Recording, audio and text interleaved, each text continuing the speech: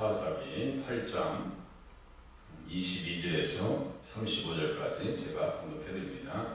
그때 이스라엘 사람들이 기드온에게 이르되 당신이 우리를 미디안의 손에서 구원하셨으니 당신과 당신의 아들과 당신의 손자가 우리를 다스리소서 하는지라.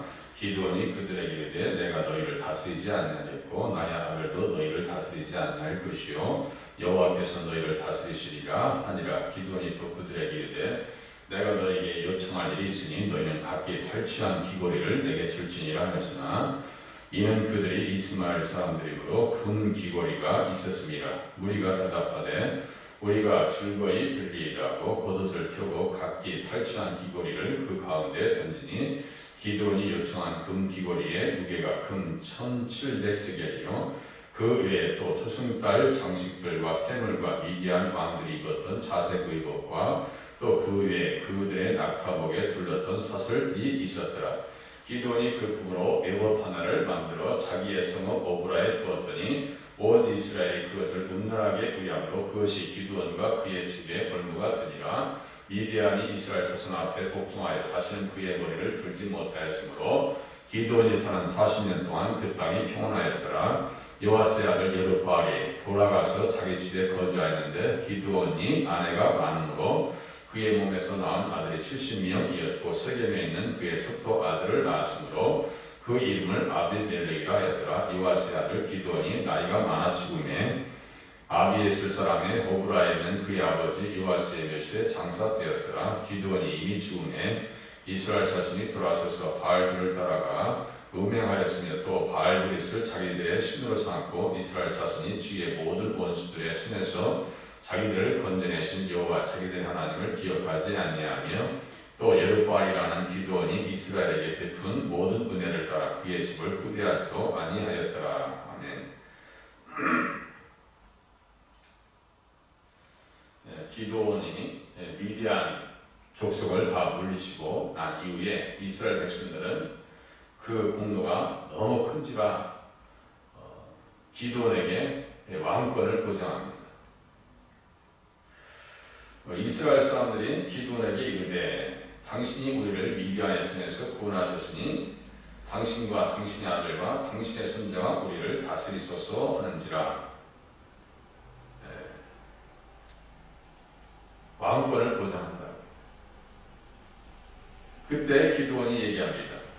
내가 너희를 다스리지 아니하겠고 나의 아들도 너희를 다스리지 아니할 것이요 여호와께서 너희를 다스리시리라 하니라. 그러니까 기드온은 자신의 통치 대신에 하나님의 통치를 내세웁니다. 하나님께서 함께 하실 때 가장 강력한 능력이 나타나는 것을 미디안 전쟁을 통해서 경험했기 때문입니다. 미디안의 두 왕 세바와 살문나 그리고 두 장군 오렉과 수엘이 이끌었던 13만 5천 명이 기드온 300명의 용사 앞에 매국심은 일당 100이 아니라 일당 450의 위대한 전공을 이룬 것이 바로 여호와의 군대장 대장 예수님을 왕으로 모시고 전쟁했기 때문입니다. 그러니까 기드온이 자기의 실력으로 된 것이 아니라 하나님의 능력으로 되었다라고 하는 것을 깨달은 겁니다. 그 땅에 이루어질 승탄과 그 땅에서 이루어질 구원 역사의 위대한 여정을 위해서 한 시대 가운데 간섭하신 하나님의 놀라운 섭리를 기드온은 깨달은 것입니다. 오렉과 스에, 세바와 살문나와 같은 사람을 물리치신 것은 그 땅에서 이루어질 구원 역사의 무대, 구속사의 위대한 여정 가운데 방해하는 세력들을 하나님께서 절대로 좌시하지 않겠다라고 하는 뜻으로 그 엄청난 전쟁에서 패배하게 하지 않냐고 승리하게 하십니다. 이것은 두고두고 오는 후대 세대에서 이스라엘 백성들에게는 우려의 역사의 현장이었고 또 이스라엘을 대적하고 하나님을 대적하는 사람들에게는 경고 차원의 전쟁이었다는 것을 우리가 알 수가 있습니다. 시편 83장 9절에 보니까 주는 미디안인에게 행하신 것 같이 기손 시내에서 시스라와 야빈에게 행하신 것 같이 그들에게도 행하소서. 그들은 엔들에서 패망하여 땅에 거름이 되었나이다. 그들의 기인들이 오렙과 스엡 같게 하시며 그들의 모든 보관들을 세바와 살문나와 같게 하소서. 다윗이 그렇게 기도합니다. 미디안 승리를 근거로 해서 구속사의 원수들이 그렇게 무너지기를 원합니다. 실질적으로 이사야서 10장에는 아수르 군대가 이스라엘 백성들을 그렇게 괴롭히는 현장에 있다 할지라도 이사야는 위로합니다. 만군의 여호와께서 채찍을 들어 그를 치시되 아수르를 치시되 오렙 바위에서 미디안을 쳐주신 것 같이 하실 것이며 막대기를 드시되 바다를 향하여 애굽에서 하신 것 같이 하실 것이라. 구속 역사의 구원 역사의 과정 속에서 대적하는 자들을 그렇게 미디안이 멸망한 것처럼 미디안의 두 방백 오렙과 스엡이 비참하게 죽임을 당한 것 같이 하실 것이다 라고 하는 경고성 전쟁이 바로 미디안 전쟁이었다 라고 하는 것을 우리는 기억해야 됩니다. 애굽에서 출애굽하게 하신 것도 가나안 땅에서 승리하게 하신 것도 또 비록 이스라엘 백성들이 죄 가운데 들어가서 이방 가운데 끌려갔다 할지라도 하나님께서는 아브라함과 이삭과 야곱에게 하신 언약의 말씀을 추결하실 생각이 전혀 없으십니다. 이 과정 속에서 기도원을 하나님께서 들어 사용하신 것뿐입니다. 그러니까 큰 용사여 여호와께서 너와 함께 계시도다 이렇게 말씀하십니다. 무엇 때문에요? 아브라함과 이삭과 야곱에게 베푸신 언약 때문입니다. 출애굽할 때 모세에게 말씀하신 것과 똑같아요. 나는 아브라함의 하나님이요 이삭의 하나님이요 야곱의 하나님이요.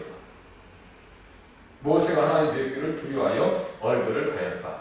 이 말씀 출애굽기 3장 6절이란 말이에요. 출애굽기 3장 6절을 마태복음 22장 32절에 죽은 자의 부활을 논할진대 하나님이 너희에게 말씀하신 바 하면서 출애굽기 3장 6절의 말씀을 들어서 예수 그리스도의 부활, 성도들의 부활을 말씀하신다.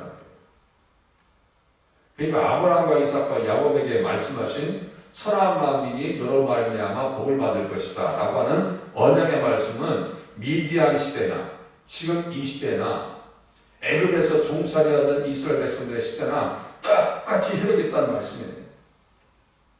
땅 자선포 이 말씀을 우리가 가슴에 품고 살을 때 기도원과 같이 뭘 할 수 있어요? 권력에 지쳐하지 않을 수가 있다. 여호와께서 너희를 다스리시리라. 마지막 정리하면서 이제 기도원의 기도원은 권력에서 마음이 없었다. 그런데 이제 과가 나옵니다. 그 과는 뭐냐면요. 근거리를 취해가지고 그것으로 우상을 만들어요. 24절 읽어보세요. 기도원이 또 그들에게 이르되 내가 너희에게 요청할 일이 있으니 너희는 각기 탈취한 귀고리를 내게 줄지니라 했으니 이는 그들이 이스마엘 사람들이므로 금고리가 있었습니다.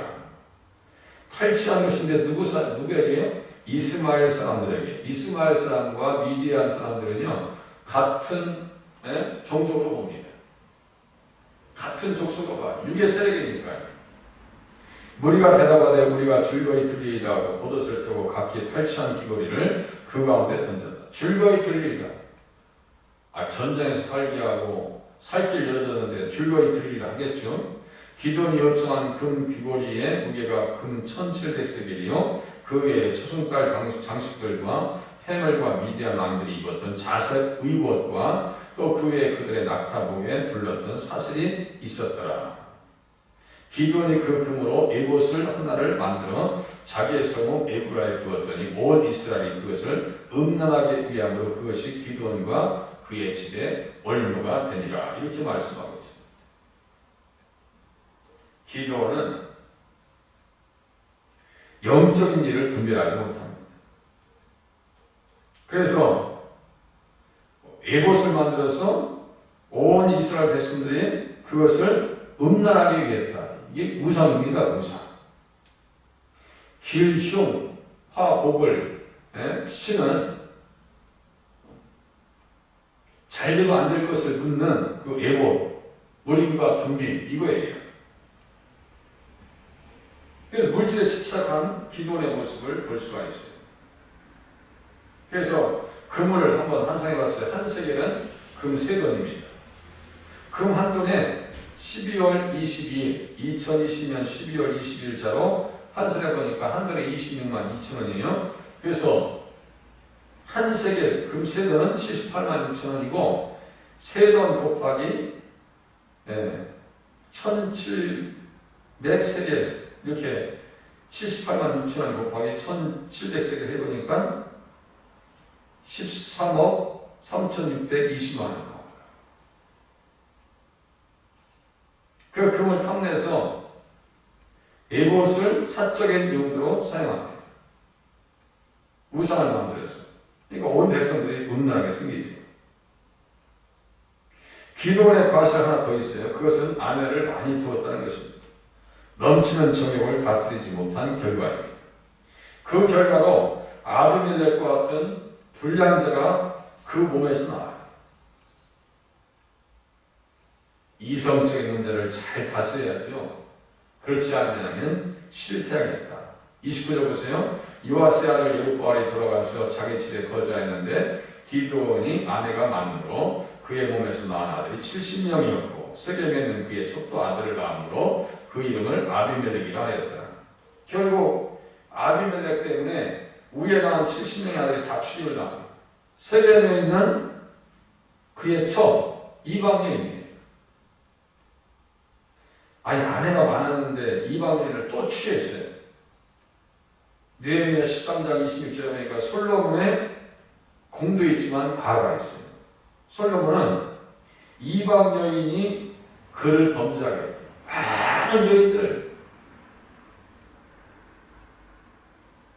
솔로몬이 취한 결과 범죄의 길로 나가서 이스라엘 백성들이 그 이후에 르호보암과 여로보암으로 딱 갈라져요. 그러니까 죄는요 결코 한 인생이나 가정이나 국가를 그냥 방치하지 않습니다. 멸망의 길로 몰아갑니다. 가늠하지 말라 하신 주의 말씀을 기드온이 깨달았다면 그 말씀을 지켰더라면 아비멜렉으로 인한 불행은 잊지 않았을 겁니다. 기드온이 이제 죽어서 장사됩니다. 33절 보세요. 기드온이 이미 죽음에 이스라엘 자손이 돌아서서 바알들을 따라가 운명하였으며 또 바알브릿을 자기들의 신으로 삼고 이스라엘 자손이 주의 모든 원수들의 손에서 자기들을 건져내신 여호와 자기들 하나님을 기억하지 아니하며 또 여룹바알이라 하는 기드온이 이스라엘에 베푼 모든 은혜를 따라 그의 집을 후대하지도 아니하였더라. 하나님을 기억하지 않아요? 하나님을 섬기지 못합니다. 우리는요 늘 주님 앞에 경계심을 놓지 않냐고 신앙생활 해야 됩니다. 선줄로 생각하는 자는 넘어질까 조심하라. 그리스도의 일시의 사람들은 육체와 함께 그 정욕과 탐심을 십자가에 못 박아내리라. 이 말씀을요 가슴에 품고 기드온의 공은 따라가더라도 기드온의 과실은 우리가 경계하고 그래서 승리하는 신앙생활을 하실 수 있기를 바랍니다. 기도하시겠습니다.